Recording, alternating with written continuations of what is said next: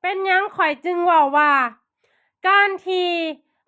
เฮาบ่แตบกันนี่เฮ็ดให้มันมีปัญหาเนาะหรือว่าการที่เฮาเอาผัวเอาเมียมาแหละโดนๆปีละเทื่อบางคนหันกะเดือนละเทื่อมื้อว่าบางคน3-4 เดือนเทื่อหนึ่งจังซี่นะเป็นหยังมันจึงมีปัญหาเนาะถ้าว่าเฮาบ่ได้แตบกันนี่ทุกคนแน่นอนมันมีปัญหาโลดเนาะมันมีปัญหาโลดแนวผัวบ่อยากแตบเมียหรือว่าเมียบ่ให้ผัวแตบจังซี่หรือว่าเมียอยากแตบผัวบ่แตบให้จังซี่เนาะทุกคนเนาะสมมุติคือผัวอยากแตบแต่เมียบ่ให้แตบ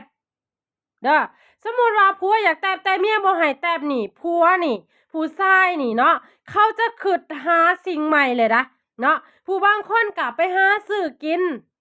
ถ้าว่าไปหาซื้อกินน่ะมันบ่ผูกพันแน่นอนมันบ่ผูกพันแต่ว่าเนาะสิ่งที่มันจะได้มาหั่นนะทุกคนโลกเนาะโลกและก็เสียเงินเสียเวลาเนาะเพ้อๆหันผู้ชายบางคนไปติดโรคมาจากข้างนอกก็มา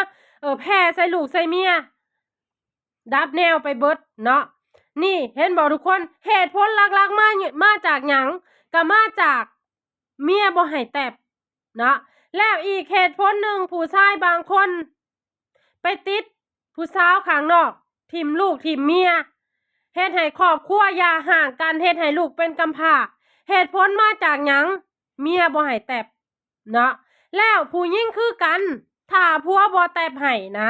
เนาะผัวบ่แตบให้อยากยามใดผัวก็บ่แตบให้อยากยามใดผัวก็บ่แตบให้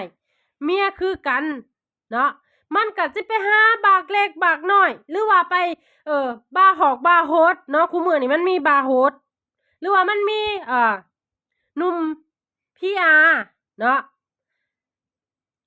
เขาก็จะไปบางคนก็ไปก็มีเพศสัมพันธ์ไปแตบกับเขาเอาโรคเอา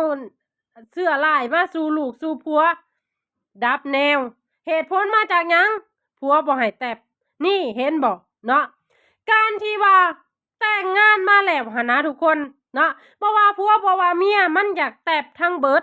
ฉะนั้นหั่นนะเฮาบ่อยากให้ครอบครัวของเฮาหั่นมันแตกร้าวหรือว่ามันบ่เข้าใจกัน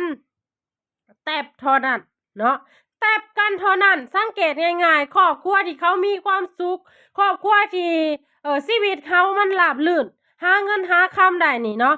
เขาจะให้ผัวเขาแตบเขาจะให้เมียเขาแตบเนาะถ้าเฮาแตบกันน่ะความสัมพันธ์ของเฮามันจะผูกพันขึ้น